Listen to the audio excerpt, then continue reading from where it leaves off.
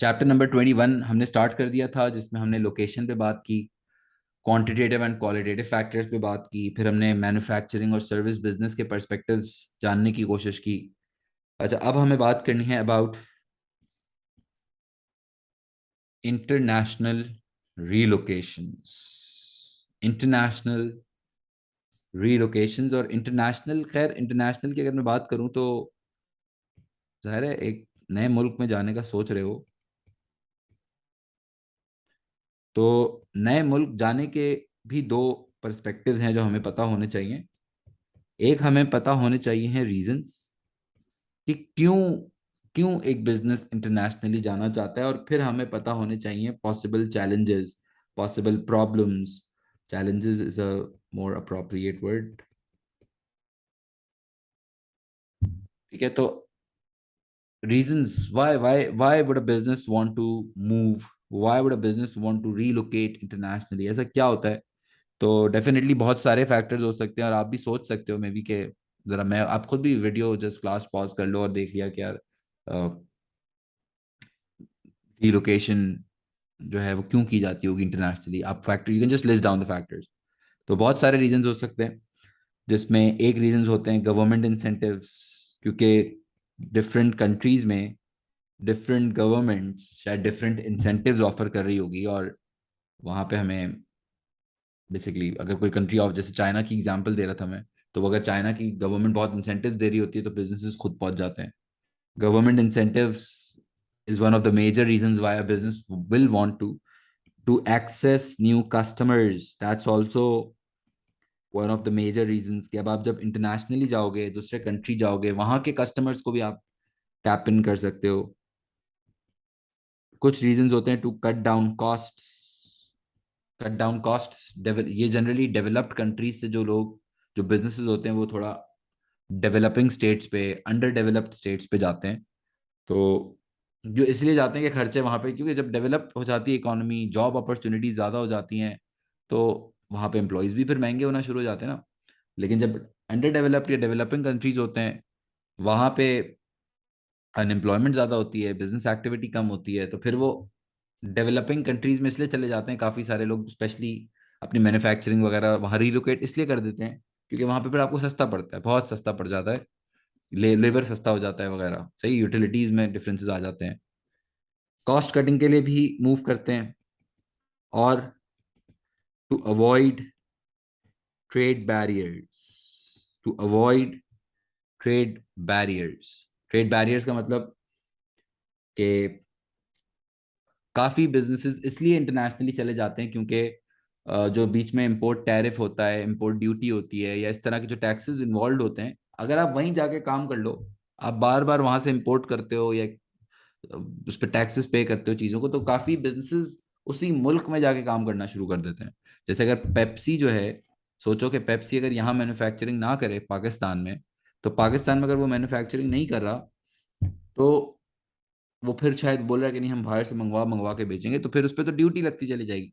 तो Pepsi also decided, any business would do that, कि अगर वो एक्सपैंड कर सकता है और उसी मुल्क में जाके प्रोडक्शन कर दे, तो बीच में जो इम्पोर्ट वाला साइकिल है, वो जो बैरियर्स होंगे, जो टैक्सेस होंगे, जो ड्यूटीज होंगी, वो नहीं पे करनी पड़ेंगी, है ना। और जब वो नहीं पे करनी पड़ेंगी तो अगेन बीच में ट्रांजैक्शन कॉस्ट कम हो जाती है। और ब्रांड नेम इम्प्रूव करने के लिए भी अक्सर बिजनेसेस इंटरनेशनली जाते हैं, क्योंकि इंटरनेशनल आप जब रिलोकेट कर रहे हो या बाहर जा रहे हो, तो एक बड़ा बिजनेस, फैला हुआ बिजनेस, इस तरह की फीलिंग्स होती हैं, तो वो आप उसको पिच करते हो, है ना। To access natural resources. किसी कंट्री के अंदर शायद इतने नेचुरल रिसोर्सेज ना हो, या वो वाला नेचुरल रिसोर्स ना हो जो चाहिए है, तो काफ़ी कंपनीज फिर डिफरेंट कंट्रीज जाके वो नेचुरल रिसोर्सेज टैप करने के लिए, जैसे काफ़ी कंपनीज गोल्ड टैप करने के लिए डिफरेंट कंट्रीज में जाती रहती हैं, फिर कोल टैप इन करने के लिए पोर्ट्स होते हैं जो जैसे पाकिस्तान में जैसे डीप सी पोर्ट है, that's a very big natural resource. तो अब वो रिसोर्सेज के लिए वो फिर काफ़ी कंपनीज को अट्रैक्ट करती है, जैसे चाइना की बहुत सारी कंपनीज अब वहाँ पे हैं, वहाँ पे आ रही हैं, क्योंकि बड़ा पोर्ट है ना, इम्पोर्ट एक्सपोर्ट। वो फिर तो वो रिसोर्स जो पाकिस्तान के लिए है, पाकिस्तान के पास है, For international businesses, that's one of the factors that they would want to come to Pakistan. सही है. और what are the challenges? Challenges क्या हो सकते हैं अगर आप internationally relocate कर रहे हो? Management might become difficult, है ना? जब आपका बिजनेस इंटरनेशनली लेकर जाओगे, इंटरनेशनली स्पेशली अगर आप एक्सपैंड कर रहे हो, तो फिर काफी बड़े दो अलग एरियाज में बिजनेस मैनेज करना मुश्किल होता है. दो कंट्रीज में बिजनेस मैनेज करना तो एक नेक्स्ट लेवल मैनेजमेंट स्किल होगी, जो बात है इजी नहीं होगा, लेकिन इट्स अ बिग चैलेंज. फिर आपको एम्प्लॉयज की मैनेजमेंट, फिर आपको सप्लायर्स की मैनेजमेंट, फिर आपको machines and production and service and customers and all of those areas that will become more tough. Financially भी वो tough होगा, फाइनेंशियल challenges आते हैं, क्योंकि easy तो नहीं है ना. फिर competition can be a major major challenge, क्योंकि जब आप इंटरनेशनली जा रहे हो तो अब आप बिल्कुल ही नए लोग, नए बिजनेसेस, वेल सेटल्ड बिजनेसेस के साथ compete भी तो नए होंगे ना, all new. And when you are all new, you are a new player in the market, the existing players might be like, इसके लिए टफ टाइम दो, इसको प्रॉब्लम क्रिएट करो. इस तरह के लोग एग्जिस्ट करते हैं, नहीं करना चाहिए वैसे, लेकिन बिजनेसेस ऐसे होते हैं कि वो दूसरे को शायद टफ टाइम और ये सब देते रहें, और फिर वो स्ट्रैटेजीज बनाते रहें कि यार हम अपना प्राइस रिडक्शन ऑफर करते हैं, उसको स्ट्रगल करना मुश्किल करते हैं. इन्वेस्टमेंट रेज करना शायद मुश्किल होता है शुरू में, इनिशियली, क्योंकि नए मुल्क में आपको कोई बैंक नहीं जानता, आपकी कोई शायद वो नहीं है, तो एक मुश्किल और काम हो जाता है. कल्चरल डिफरेंसेस होते हैं, वहाँ के कुछ तौर तरीके हैं, आपके कुछ तौर तरीके थे, आपको तो नहीं पता वहाँ के लोग कैसा बिहेव करते हैं, वहाँ के लोग क्या सोचते हैं, उनके बाइंग हैबिट्स क्या है, उनकी साइकोलॉजी क्या है.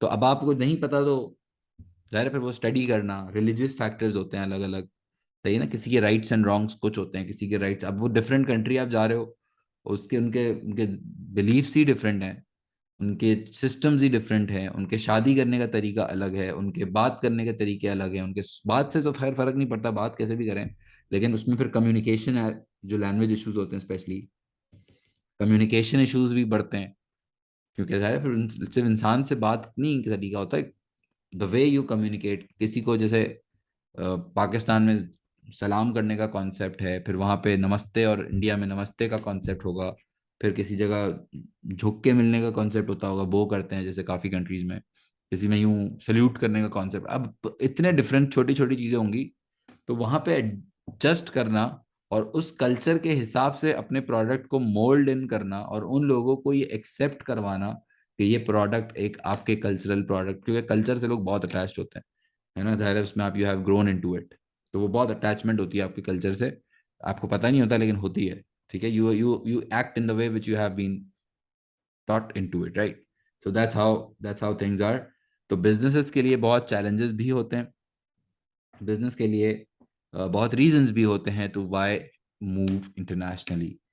ठीक है, तो हमें बेनिफिट्स एंड अगेन वही बात, reasons of going international and the challenges of going international, हमें दोनों साइड बहुत अच्छे से समझ आ जानी चाहिए है. और ये है चैप्टर नंबर 21.